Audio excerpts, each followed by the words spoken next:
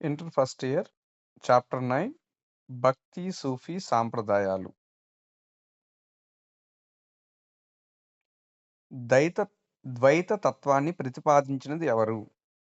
ద్వైత అనగానే మనకి మధ్వ గుర్తు రావాలి. ద్వైత, మధ్వ. ద్వైత తత్వము అనగానే మధ్వాచార్యుడు. ద్వైత, మధ్వ. రవిదాసు ఒక చెప్పులు కుట్టేవాడు.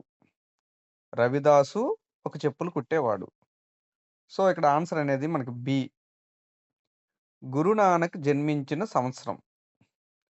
గురునానక్ 1469 జన్మించాడు. ఇచ్చిన ఆన్సర్‌లో చివర పెద్ద నంబర్ ఏదైతే ఉందో అదే ఆన్సరు. 9 పెద్ద నంబర్. నంబర్స్‌లో పెద్దది 9. ఈ 9 అనేది ఎక్కడైతే ఉందో నంబర్స్‌లో అది చూసుకోవాలి. C option C 1469. 'సూర్సాగర్' గ్రంథ రచయిత. క్వెషన్ సూర్ సాగర్ గ్రంథ రచయిత ఎవడు అని అడిగాడు. ఇక్కడ సూర్ అనేది ఆన్సర్‌లో ఎక్కడైనా కనిపిస్తుందో మనం చూడాలి. సూర్‌దాస్. సూర్‌దాస్. B answer Surdas. సూర్‌సాగర్, సూర్‌దాస్. ఖాళీలు చూద్దాం. యాదవ ప్రకాషు ఏ భక్తి ఉద్యమకారునికి గురువు? రామానుజాచార్యునికి గురువు యాదవ ప్రకాష్ గారు.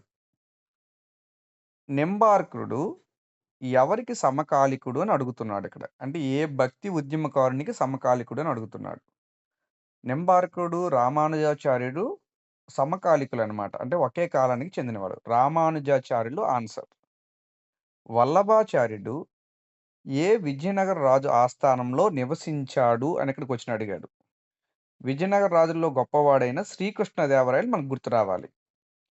వల్లభాచార్యుడు అనగానే శ్రీకృష్ణదేవరాయలు ఎస్‌కేడి శ్రీకృష్ణదేవరాయలు మనకు గుర్తు రావాలి. ఆనంద భాష్య రచయిత. ఆనంద భాష్య రచయిత అనగానే రామానందుడు గుర్తు రావాలి. రామానందుడు. ఆనంద భాష్యము అనగానే రామానందుడు గుర్తు రావాలి. ఇక ఐదో ప్రశ్న చూసినట్లయితే మహిళా భక్తి ఉద్యమరాలు అనగానే మనకి మీరాబాయి గుర్తొస్తుంది 16వ శతాబ్దంలో. 16వ శతాబ్దంలో ప్రముఖ మహిళా భక్తి ప్రచారకురాలు అని అడిగాడిక్కడ. మీరాబాయి మనం రాసేస్తాం.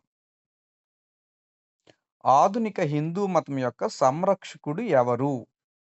ఆధ్ ఆధునిక హిందూ మత సంరక్షకుడు అని చెప్పేసి మనం శంకరాచార్యుల్ని అంటాం.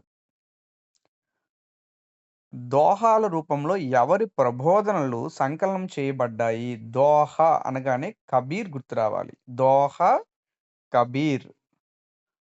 అబుల్ ఫజల్ ప్రకారము భారతదేశంలో ఎన్ని సూఫీ శిలాలు ఉన్నాయి?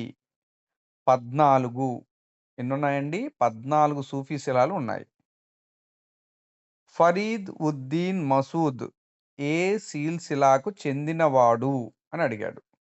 చిస్తీ సిల్సిలా. చిస్తీ గుర్తు రావాలి.